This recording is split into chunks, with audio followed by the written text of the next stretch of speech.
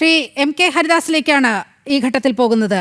Shri M K Haridas, വലിയ ദുരൂഹതയുണർത്തുന്ന കുറേ കണ്ടെത്തലുകളാണ് ഈ VSSCയുടെ റിപ്പോർട്ട്. അതിൽ പറയുന്നത് ശബരിമലയിൽ നടന്നത് വൻ കൊള്ളയെന്ന് സ്ഥിരീകരിക്കാവുന്ന തെളിവുകളാണ് VSSC നൽകിയിരിക്കുന്നത്. ഈ കട്ടെടുത്ത സ്വർണത്തിന്റെ അളവ് കൂടും എന്നതാണ് ഏറ്റവും വലിയ വസ്തുത. നിലവിൽ ഉറപ്പിച്ചിരിക്കുന്നത് ഈ 585 ഗ്രാം സ്വർണം മോഷണം പോയി എന്നുള്ളതാണ്, അതായത് ഒരു 75 പവൻ. പക്ഷേ വിജയ് മല്യ ശബരിമലയിൽ സമർപ്പിച്ചത് 30 കിലോ സ്വർണമാണ്.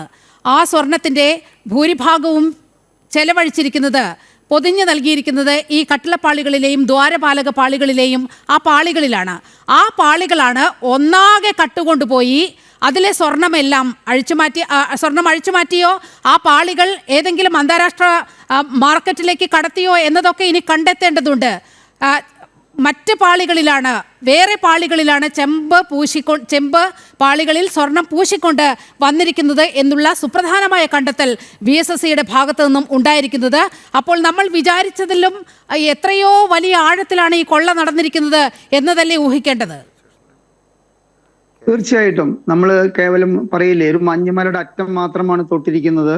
മാത്രവുമല്ല, ഇതിലത്തെ ഈ കൊള്ളയിൽ പങ്കാളികളായിട്ടുള്ള ഇന്ന് ജനം റിപ്പോർട്ടുകളിൽ ഉച്ചയ്ക്ക് തൊട്ടിട്ടുള്ള ന്യൂസിൽ വളരെ വ്യക്തമായിട്ട് പറയുന്നുണ്ട്, വമ്പൻ സ്രാവുകൾ കുടുങ്ങിയേക്കും. അങ്ങനെ ഒരു തെറ്റിദ്ധാരണ നിങ്ങൾക്ക് വേണ്ട. ഒരു വമ്പൻ സ്രാവും കുടുങ്ങാൻ പോകുന്നില്ല.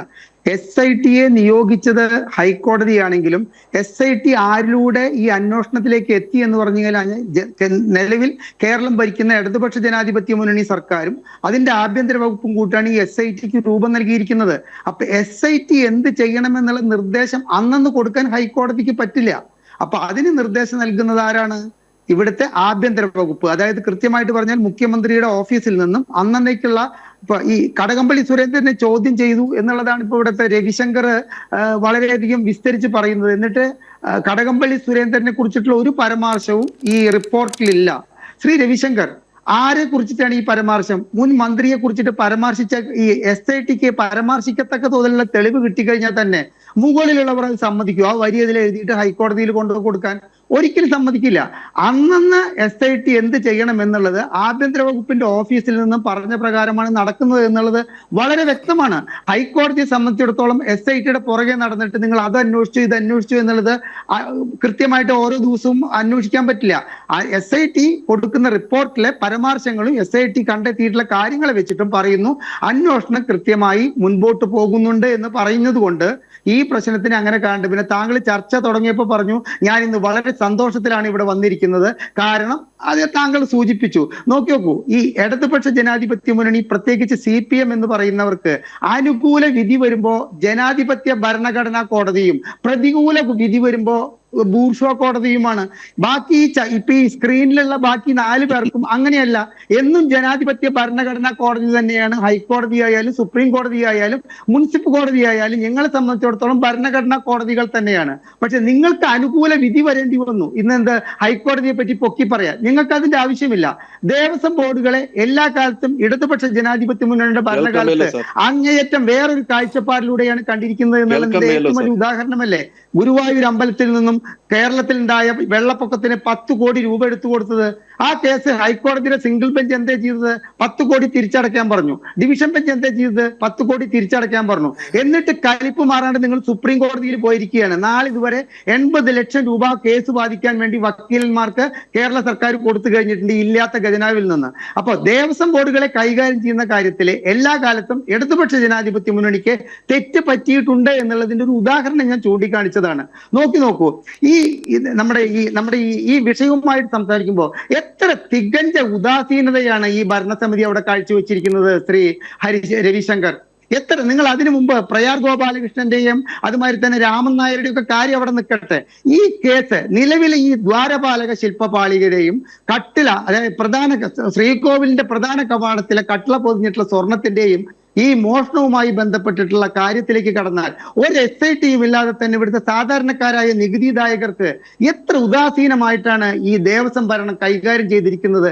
ദേവസ്വം ഭരണം എന്ന് പറയുന്നത് സ്റ്റാറ്റ്യൂട്ടറി ബോഡിയാണ്, അതിൽ സർക്കാരിന് ഇടപെടാൻ അതൊക്കെ പള്ളിയിൽ പറഞ്ഞാൽ മതി. അതൊന്നും നമുക്ക് ഇത്തരത്തിലുള്ള ചർച്ചകളിൽ പറയാമെന്നല്ലാതെ അതിനൊന്നും ഒരു അർത്ഥവുമില്ല. എല്ലാ കാര്യങ്ങളും നിയന്ത്രിക്കുന്ന അതാത് കാലത്തെ സർക്കാരാണ് ദേവസ്വം ബോർഡുകളെ നിയന്ത്രിക്കുന്നത് എന്നുള്ളത് ഇവിടെ മിൽമ കുടിക്കുന്ന കുട്ടിക്ക് അറിയാവുന്ന കാര്യമല്ലേ, പച്ചരിച്ചോറ് തിന്നുന്ന സാധാരണക്കാരന് അറിയാവുന്ന കാര്യമല്ലേ. അപ്പൊ അങ്ങനെ വരുമ്പോ ദേവസ്വം അതും വേണ്ട ശ്രീ രവിശങ്കർ, അവിടുത്തെ വിജിലൻസ് നിയമിക്കുന്നത് ആരാണ്?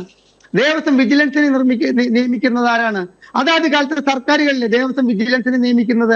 ഒരുപക്ഷെ ആ നിയമന ഉത്തരവ് പുറത്തിറക്കുന്നത് ദേവസ്വമാണെങ്കിലും അവിടെ ആരാ ദേവസ്വം വിജിലൻസ് ആവണമെന്ന് നിശ്ചയിക്കുന്നത് ആഭ്യന്തര വകുപ്പാണ്. അപ്പൊ ദേവസ്വത്തിന്റെ മൊത്തത്തിലുള്ള എല്ലാ ഭരണകാര്യങ്ങളിലും കൃത്യമായ മാനദണ്ഡത്തോടു കൂടി സൂക്ഷ്മതയോടെ അവലോകനം ചെയ്തുകൊണ്ട് മുൻപോട്ട് പോകേണ്ട സർക്കാരിന്റെ ദേവസ്വം സംവിധാനം ഈ കടകംപള്ളി സുരേന്ദ്രന്റെ കാലത്ത് അങ്ങേയറ്റം പാളിയതിന്റെ വലിയൊരു ഉദാഹരണമാണ് ശബരിമലയിൽ ഇപ്പോൾ നടന്നിരിക്കുന്നത്.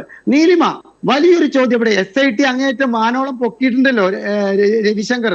ഞാൻ ചോദിക്കട്ടെ, എവിടെ തൊണ്ടി? എവിടെ? ഹൈക്കോടതി ആ വിഷയത്തിലേക്ക് കടക്കാറായിട്ടില്ല, അതുകൊണ്ട് ഹൈക്കോടതി ചോദിച്ചിരിക്കില്ല. എവിടെ സാർ തൊണ്ടി? എവിടെ സാർ?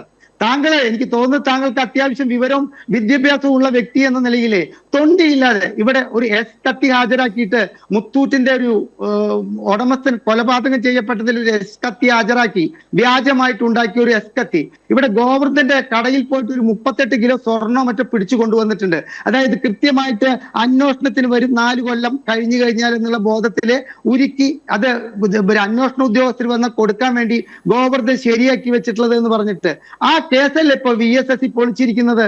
അവിടെ നിന്നും കണ്ടെത്തിയിട്ടുള്ള സ്വർണം ഈ ദ്വാരപാല ശില്പപാളിയിലെയോ അല്ലെങ്കിൽ കട്ടിലപ്പാളിയുടേതോ അല്ല എന്ന് കൃത്യമായിട്ട് VSSC കണ്ടെത്തിയ സ്ഥിതിക്ക് ചോദിക്കുകയാണ്, എവിടെ സാർ നിങ്ങളുടെ ഈ SIT കണ്ടെത്തിയിട്ടുള്ള ഈ തൊണ്ടി മുതൽ എവിടെ? തൊണ്ടി മുതലില്ലാതെ നാളെ ആരെയാണ് ഇതിൽ ശിക്ഷിക്കപ്പെടാൻ പോകുന്നത്? അതുകൊണ്ടാണ് പറയുന്നത് SITക്ക് പിന്നിൽ നമ്മൾ കാണാത്ത ഒരു പുകമറയ്ക്കുള്ളിൽ നിന്ന് ഒരു ബാക്ക് സ്റ്റിയറിംഗ്, ഒരു ബാക്ക് ഡ്രൈവിംഗ് നടക്കുന്നുണ്ട്.